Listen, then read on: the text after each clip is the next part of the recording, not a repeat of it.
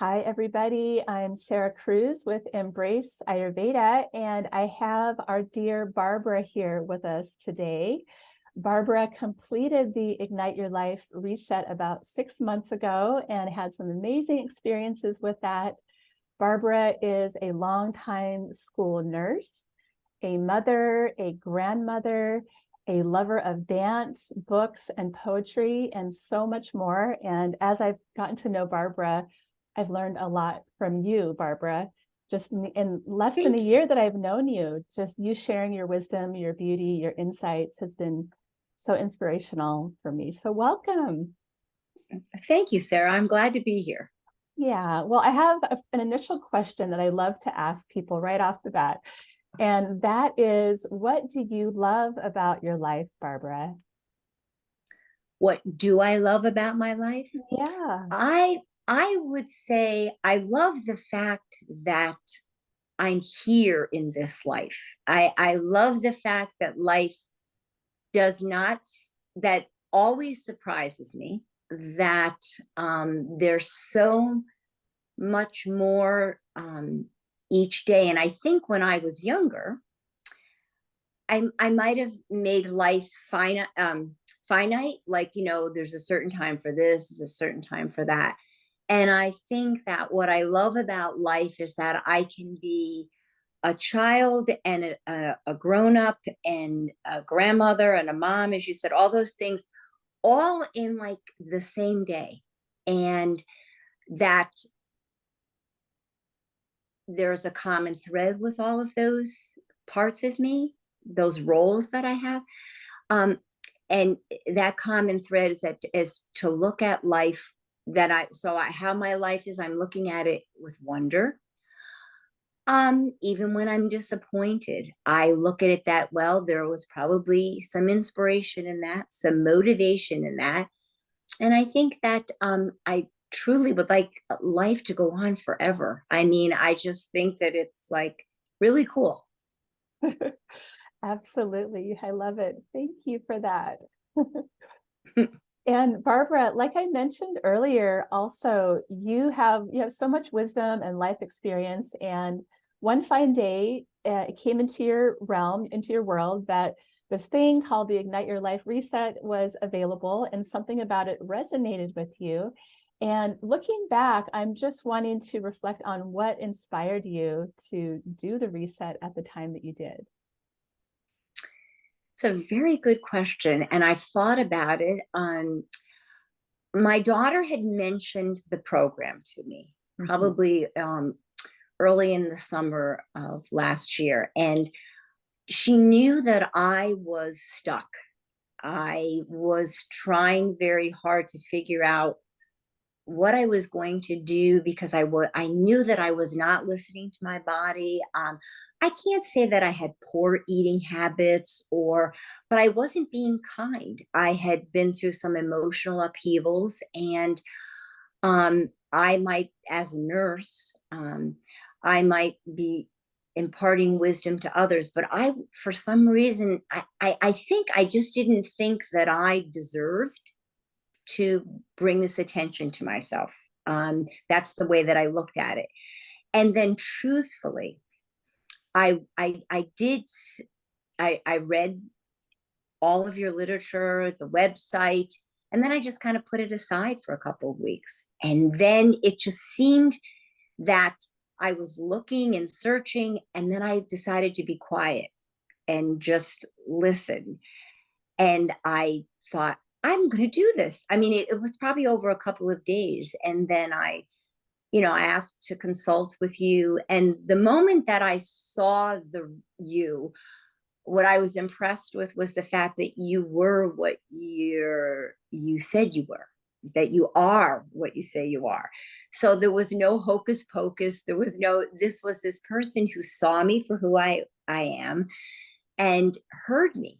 And I thought, I really want to do this. So I think, did I know what I was getting into? And I say that with a big smile on my face. Did I know that it would have this incredible impact in my life and inspire me?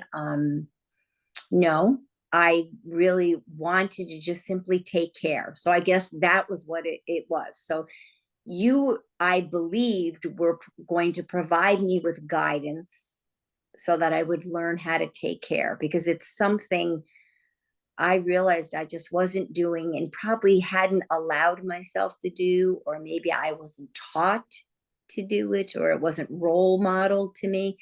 But either way, no blame, anything. I was ready to do it. Yes, and taking that time to really listen to your heart, take a few days before deciding, and then really decide to turn toward yourself, because as you had learned, this program is all about taking care of yourself, how you eat, how Correct. you live, your self-love, your emotions, all sides of us get addressed. And it takes courage to be with that over a period of time, to really commit to turning toward yourself in this way. And so I think what I witnessed with you was so beautiful in such a short amount of time.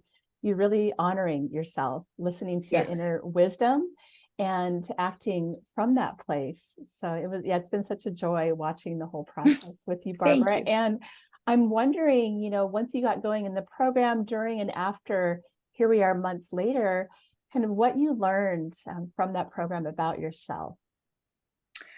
I think the probably what was key was that I recognized, and then sometimes I'd forget, but then I would remember, recognize again, that this was always within me. That it wasn't like I was being given magic or tools or things that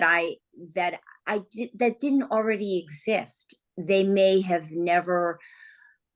have been nurtured, or they may not have been accessed.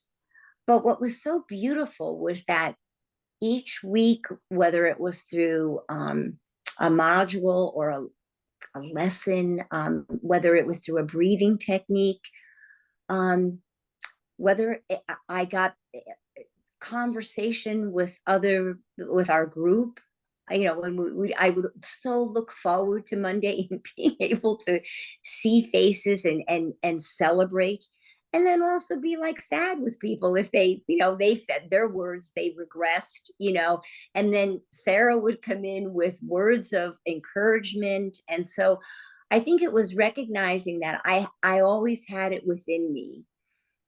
It certainly needed to be cultivated, and I was ready. I was inspired. I was motivated, and I mean, there were probably in the beginning weeks, I was surprised, then pleasantly surprised, then in awe, because what I didn't expect to happen was that it would be a complete, I don't want to call it a transformation, because like I said, I believe that it was always within me, but it was this being able to take care of myself. And I always remember, and I say this to myself every time I'm like being maybe a little too harsh on myself, I would remember you saying, be tender and take care, be tender with yourself.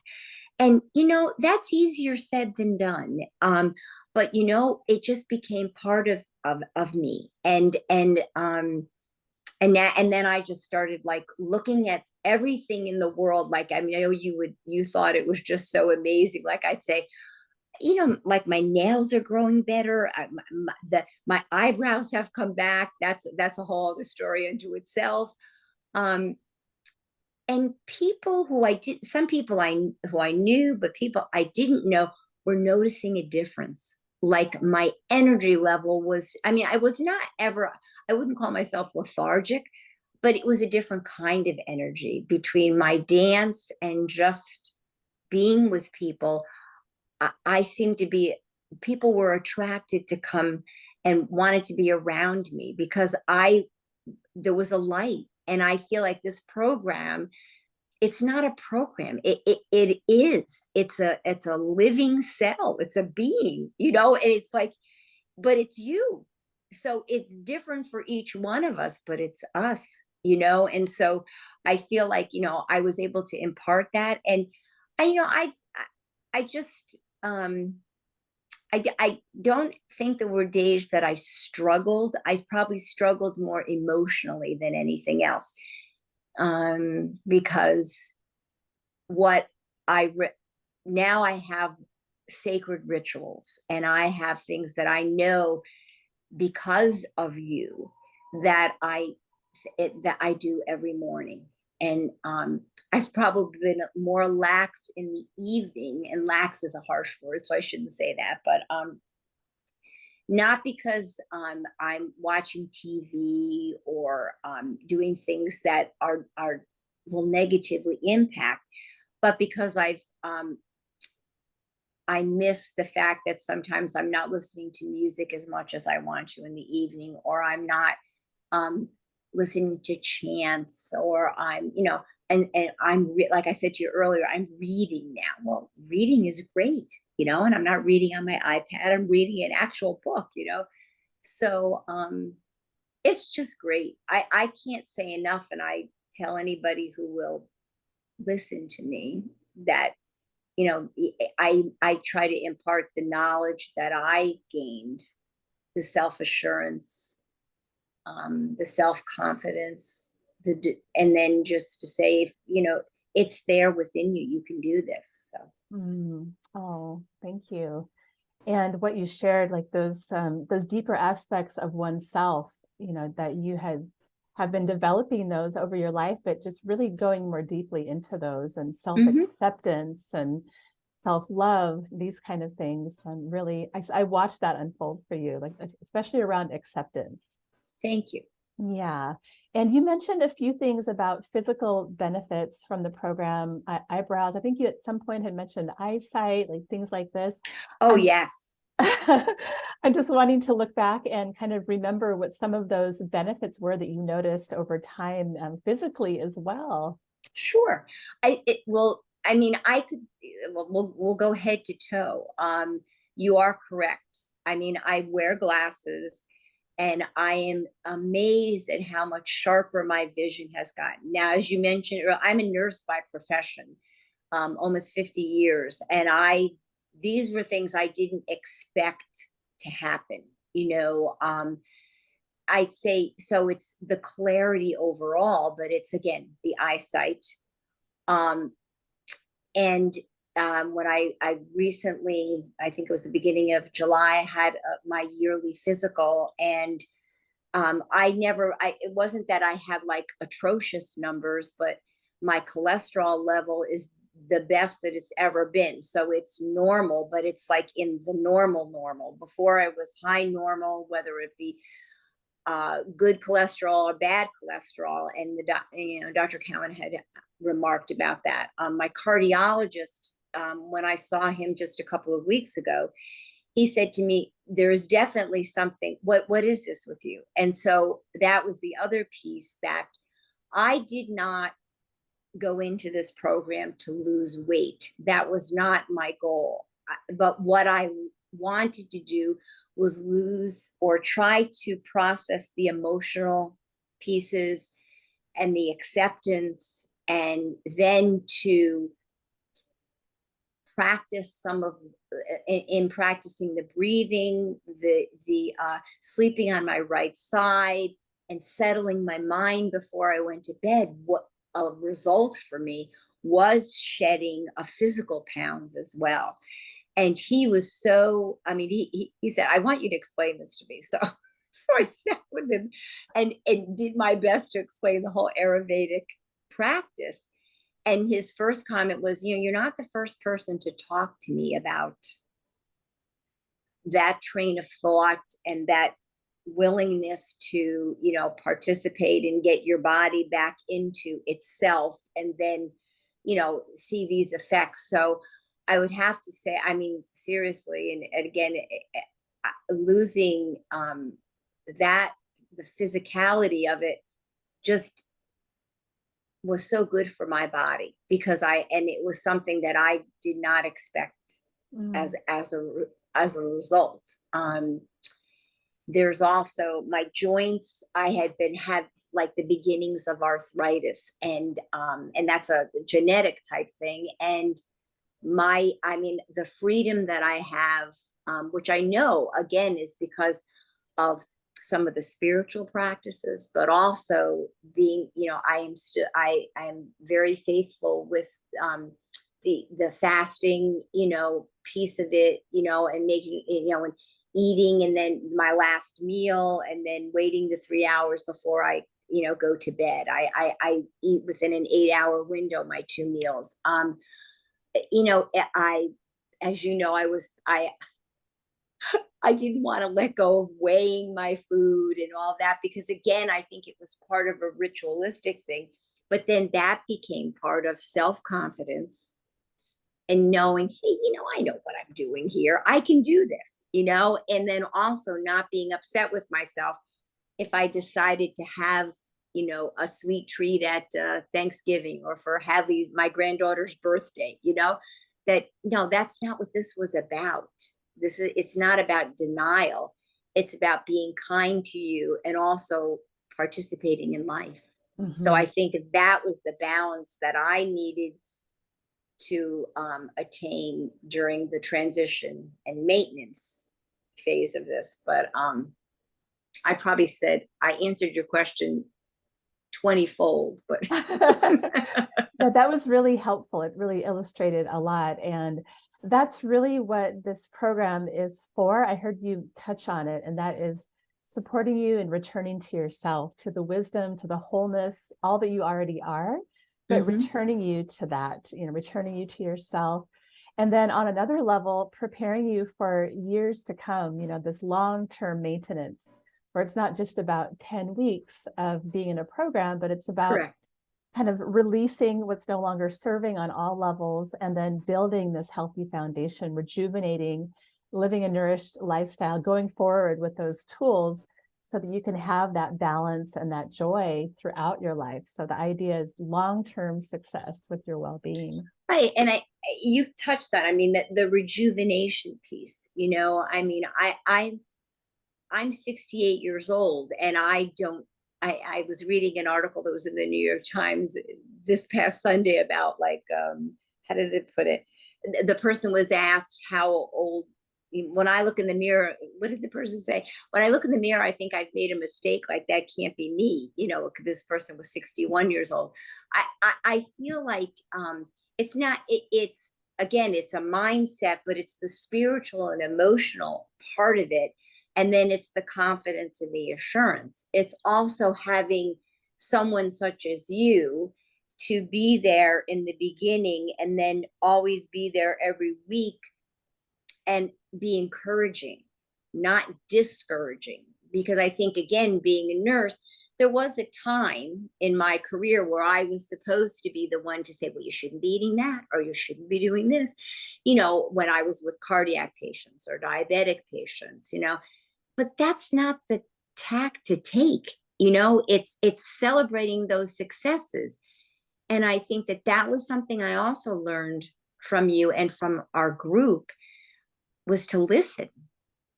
Because sometimes when people were talking about either their successes or where they thought they maybe fell short, it was life. It wasn't that they weren't trying. And again, you would bring us back to either a breathing exercise, or you would send us a video to look at, which was sometimes was you, sometimes was chance. And then also relying on other people within the group to share their experiences. So, like, you celebrated when the married couple, when they went to Hawaii, and you were so encouraging, and it was like, and it was like, well, we have our snacks, and we have this, and we have that, and then when they came back, they were so joyful, they had a great time, but then they were so honest about, well, we really, a couple of times we did such and such, but there was no shame. And that's what I think is a big part of this too, is like, whether it's spiritual, emotional, or physical, this isn't shame. This is, again, you did it, or, okay, well, but you're being the critic. It's like, what is that what are you saying to yourself? And, how can you rephrase it? And that's what you would do. You would either rephrase or reframe. And then it would be like, well, why didn't I think of it that way? Yes, and like you said, Barbara, celebrating people's wins, or celebrating more than that, even the progress over Progress. perfection, because we have some parameters, guidelines in the program, but it's really about making progress. Not everything has to be done perfectly, but then having that community support and that regular accountability, I think Yes. really gives that confidence, to keep Hmm. going forward and to feel successful. Right. Yeah. So I've seen you just thrive, during the process and after, and I've just seen you be really open and also transparent with me and the group, but also with yourself. Like, it takes a lot of courage to really just open up and be real and be willing to try new things. Like I mentioned, you have all this life experience, you're a nurse, you have so much wisdom, yet you're open-minded, open-hearted to try something different. And I think you're getting an amazing result. No, and thank you. And I think that you said it in the beginning. This was my time. Mhm. It wasn't supposed to happen 10 years ago or 10 days before that. But I appreciate you saying that. And I have to sometimes like say, good job, because I really, no, because I mean, I think, like everyone else, we're perfectly imperfect, right? Isn't that it? So I get that. And I think there are times, life happens and it wallops you, and you say, I can't, I don't want to do this today, And what I was able to recognize is that some of my go tos were not the most beneficial. They weren't the most, they weren't rejuvenating me. So I like the fact that, it's really great to give myself a nice little massage, or it's great to use certain creams and just pamper it, but it's not even pampering yourself. It's just taking a moment. And once I realized it was only a moment, you know, it was like, but this is good for me. And then it's like, yeah, and it makes me feel good and it makes me happy, so Yeah, and that's a big part of it too, is that we feel good. How we feel is what's most important. yes. How do we want to feel? And really observing that and acknowledging, how we nourish ourselves, how we take Hmm. care of ourselves. Yes. Those were your words: observe and witness. Witness. I loved that word. I mean, I've written it. I noticed in my little journal, I was often writing that down. So, Because when we're in that state of witnessing awareness, like my teacher, Dr. Ladd, talks about, then there's no space for judgment, or that witnessing awareness can replace maybe old habits of self-judgment. Rather than criticizing something about ourselves, we can just be in hmm. that curious witness. Oh, isn't that interesting? Hmm. And things start to shift and feel lighter. Yes. Yeah. Well, Barbara, do you have any words of wisdom for anybody who's thinking about doing this program? Because, like you mentioned, it really needs to be the right time for each person. And any inspiring words you have are welcome. I think I think it's a matter of, as I said to you before, sometimes just stopping and listening.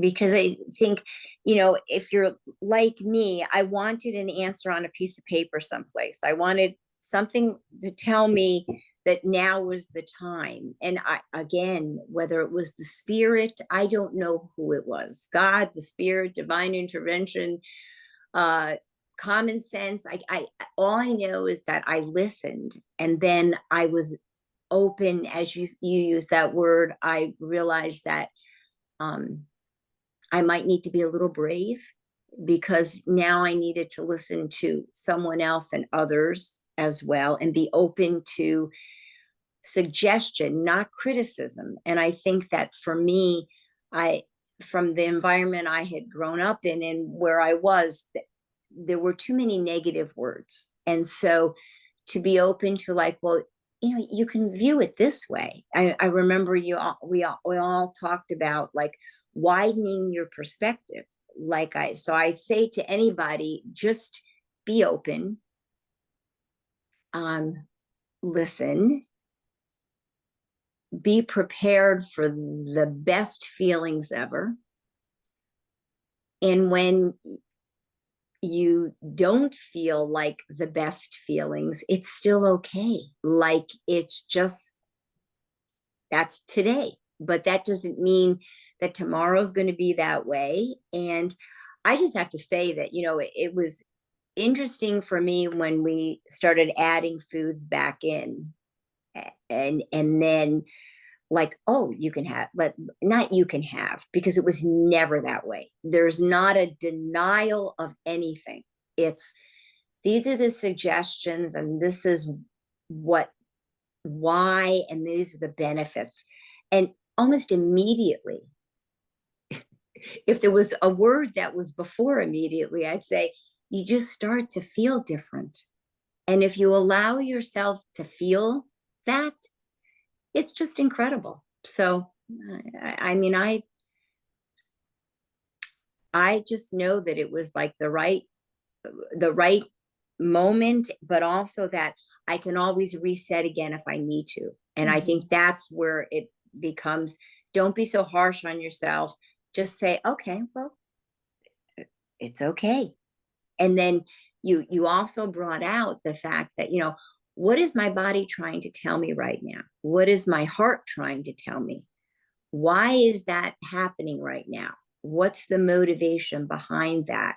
And then you're like, oh my gosh, why did I remember I would say to you, well, I saw myself doing blah, blah. And I was like, what was that all about? But I realized the reason I liked crunchy things, or the reason that I grabbed the peanut butter.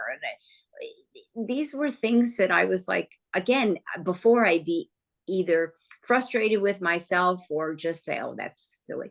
Now it's like, oh, I get it. So thank you for that. You're such an inspiration, Barbara, just really listening to your inner wisdom. And this is what Ayurveda teaches us, is to listen to the wisdom that's already there within you.